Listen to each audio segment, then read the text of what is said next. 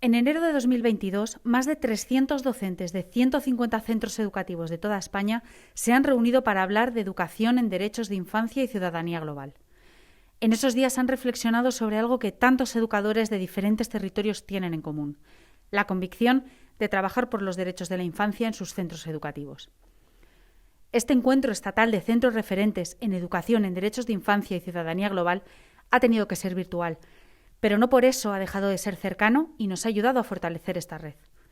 De los 32 centros que obtuvieron el reconocimiento en la primera edición, ahora mismo hay 110 centros reconocidos y más de 150 candidatos inscritos en la cuarta convocatoria que cerrará el 30 de junio.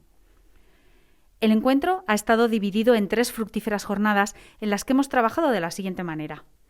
El primer día reunimos a profesores de educación infantil y primaria. Tras la bienvenida de Nacho Guadix, responsable de Educación de UNICEF España, y un resumen de la trayectoria del programa de Educación en Derechos de Infancia y Ciudadanía Global realizado por Aridane Hernández, entramos a escuchar diferentes testimonios de centros educativos. Virginia González Gil, directora del CEI Travesuras de Málaga, que es centro referente desde el curso 2018-2019, compartió su experiencia contando cómo trabajan el conocimiento de los derechos de la infancia en cada niña y niño en su centro educativo. En su escuela tienen una máxima, y es conectar con el niño de igual a igual. Trabajan desde la premisa de que la persona adulta no es superior, no corrige, regaña o está en posesión de la verdad. Trabajan desde la conexión con las necesidades de niños y niñas como sujeto de derechos. Detrás de el comportamiento que nos muestran siempre hay una necesidad que están tratando de cubrir. Necesidades como pueden ser la de movimiento, la de identidad, pertenencia, conexión, amor. ¿Qué pasa con los niños? Los niños, al igual que nosotros, buscan una estrategia para cubrir esa necesidad. Pero como niños que son, a veces la estrategia pues no es adaptativa o no es sana. No saben hacerlo de otra manera. Entonces, a lo mejor un niño que muerde resulta que está intentando expresarse. O un niño que corre necesita movimiento. O un niño que llama la atención en clase lo que está buscando es pertenencia. O un niño que muerde está buscando conexión, ¿no? Entonces nosotros tenemos que ser muy habilidosos en el momento que aprendemos de una manera natural a conectar con nuestras necesidades de fondo, es cuando podemos conectar con las necesidades de fondo de nuestro alumnado, independientemente de la edad que tengan. De Málaga viajamos hasta Asturias para hablar con Miguel Ángel Zapatero, del CEIP Bernardo Gurdiel, ubicado en el municipio de Grado. El director de este centro, reconocido desde el año 2017, nos cuenta su programa de aulas democráticas, que nos sirve para profundizar en el ámbito 2, participación infantil y adolescente. Lo que buscamos es que lleguen a entender que una sociedad democrática, además del fondo, necesita de la forma. Empezamos todos los años el curso convocando unas elecciones. Debían de ser unas elecciones puramente democráticas, ¿no? Entonces incidimos en esos aspectos formales y las convocamos todos los años, a ver si es a través de un decreto, ¿vale? Este decreto lo hacemos desde primero hasta sexto. Y a partir de las elecciones celebramos los plenos de tutoría y que debían funcionar como un auténtico pleno. Entonces, en uno de los primeros plenos, este orden del día se convocó desde dirección. Los alumnos, el alumnado tenía que decir qué normas debían regir en las aulas, dimos unas guías y unos diferentes ámbitos que debían de cubrir y eso lo trabajaron con los alumnos y luego en la junta de delegados lo fuimos viendo lo que se había dicho en todas las tutorías y sacamos estas normas que veis aquí. Luego esto ya lo hicimos nosotros, pusimos eso, como veis, están aprobadas por la junta de delegados en 2019 y este cartelito lo tienen en todas las aulas y son digamos que son la constitución básica del aula. No nos movemos del norte de España porque varios centros educativos de la provincia Maristas-Compostela compartieron su experiencia de trabajo sobre la implementación de políticas de protección a la infancia. Primero desde un plano más teórico, con la creación y difusión de los protocolos y la formación a todas las personas que trabajan en sus centros educativos. Tras esto, contaron cómo estas políticas se aplican y calan en el día a día de los diferentes colegios que forman parte de la institución marista. Actualmente nos están pidiendo en todos los centros que tengamos la figura de un coordinador de protección y bienestar. Bueno, pues es eso mismo que nosotros ya de avanzadilla llevamos unos años con ellos. El enlace contigo es una figura fundamental. Principalmente son 3 puntos fundamentales. Uno es la prevención, que trabajamos pues con los niños y con las personas adultas que estamos con ellos.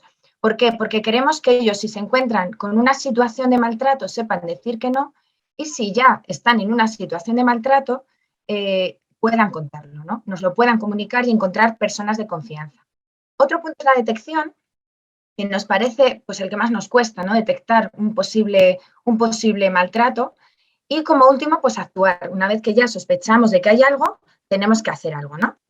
Tenemos el convivenciómetro también ellos mismos a través de una rúbrica de evaluación. Los chavales en las aulas, cada 15 días, evalúan cómo ha sido su cumplimiento de normas, su relación con los compañeros, su relación con los profesores, el cumplimiento de normas de higiene y seguridad que ahora mismo son tan importantes, el respeto, y se valoran, se puntúan y cada trimestre las 2 aulas con más puntuación reciben el reconocimiento del equipo directivo. Terminamos la primera jornada viajando a Alpartir, un pequeño municipio de la provincia de Zaragoza.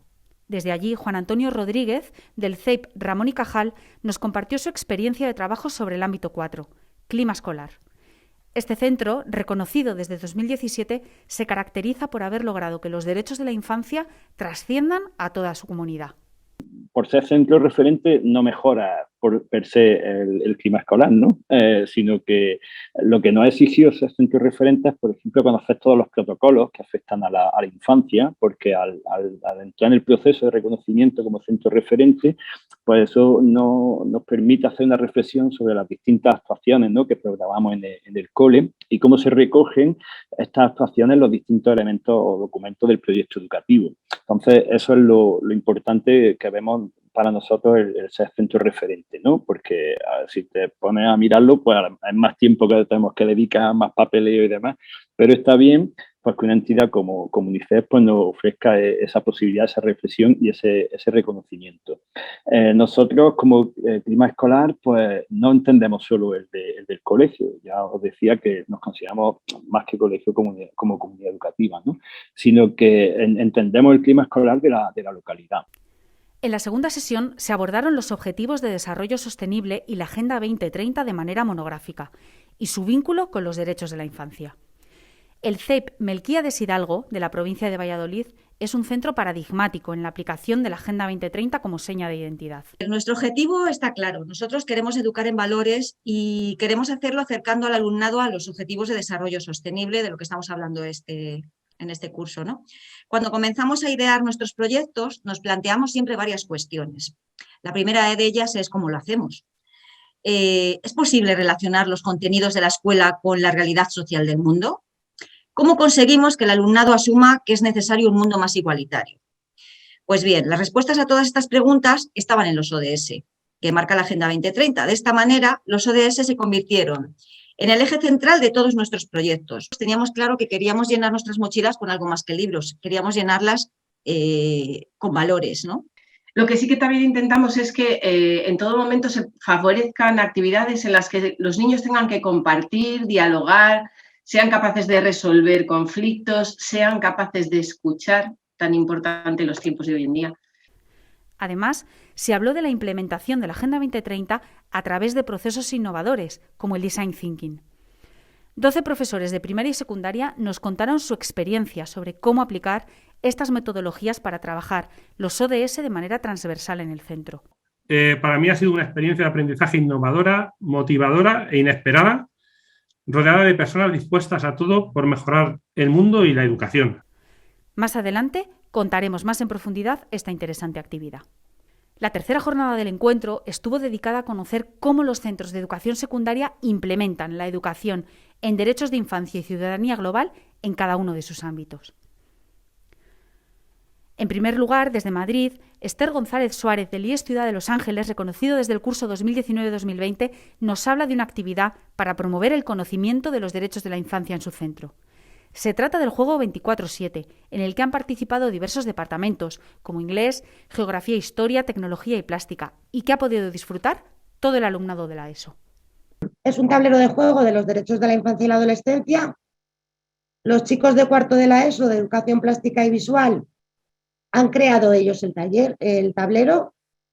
Todas las ilustraciones son suyas, no son copiadas de ningún lado, son creación absolutamente propia. Teniendo en cuenta las reglas del juego que les dijimos, se ha ido haciendo todo a la vez, en paralelo, con las diferentes asignaturas. Lo siguiente que necesitábamos era materiales. Ahí entra Miriam de tecnología y los chicos de cuarto de la ESO de la asignatura TPR, de robótica y de programación, con los coches que veis ahí. Son coches que están creados desde absolutamente la nada. Hechos pieza a pieza, impresos en la impresora 3D del instituto, programados en el instituto, con la app Inventor para que funcionara a través del teléfono móvil por Bluetooth para poder andar por el tablero de juego. Un trabajazo alucinante hecho por los chavales. Es creación propia de ellos, gracias evidentemente a su profe, que es una máquina, pero es una cosa de ellos, no es un invento nuestro. Más materiales que necesitábamos, un móvil, unos dados que igual han sido hechos en plástica,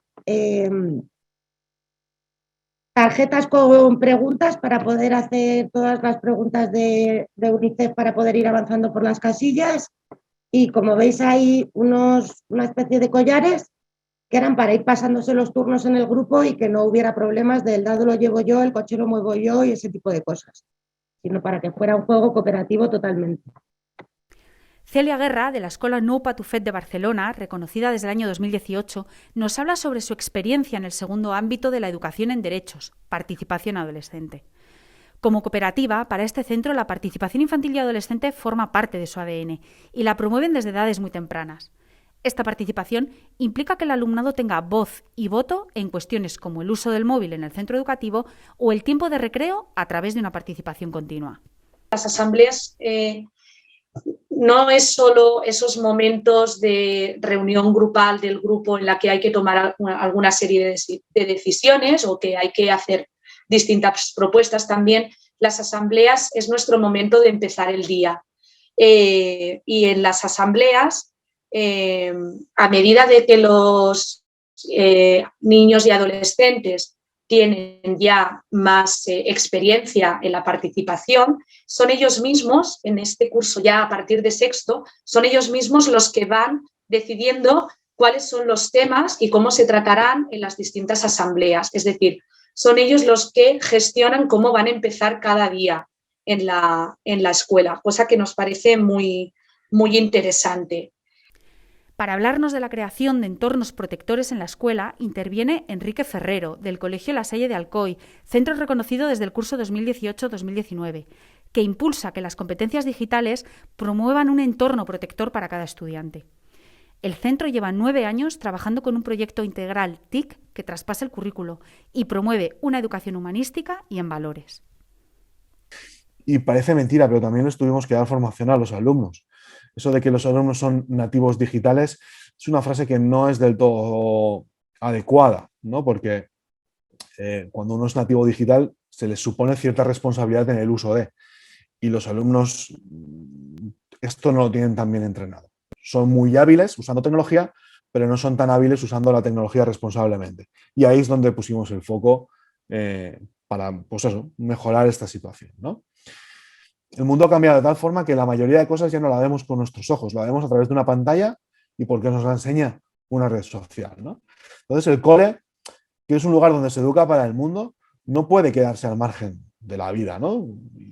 Y nuestra filosofía de centro siempre ha sido que antes de prohibir y castigar, no a la mensajería instantánea, no a redes sociales, hay que educar a nuestros alumnos y a nuestros adolescentes en el uso responsable de esas tecnologías.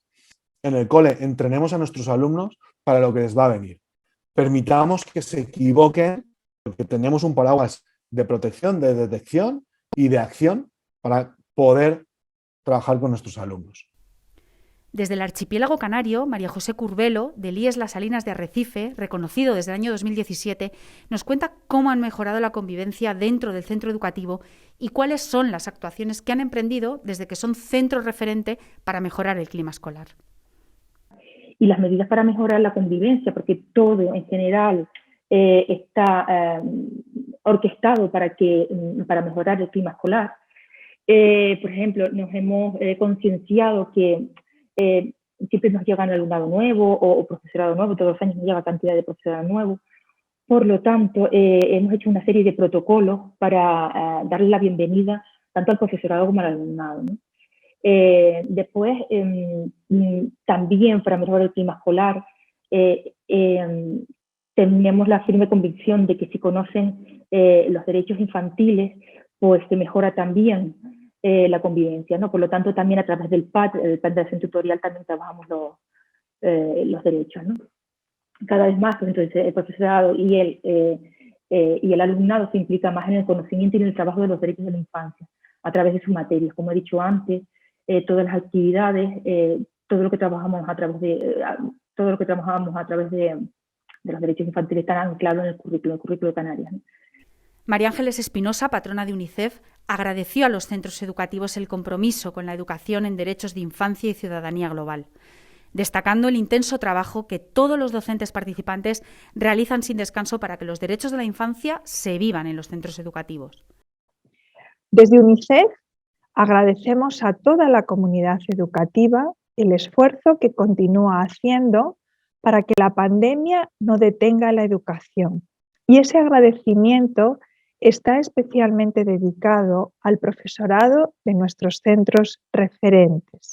La comunidad educativa en general, y muy especialmente las y los docentes, habéis hecho un esfuerzo titánico con la colaboración de las familias y de los propios alumnos y alumnas para mantener la actividad dentro de los márgenes de la normalidad. Y con ello habéis contribuido a dar un punto de estabilidad absolutamente imprescindible a toda la ciudadanía de este país para poder afrontar los complicados momentos ante los cuales nos encontramos.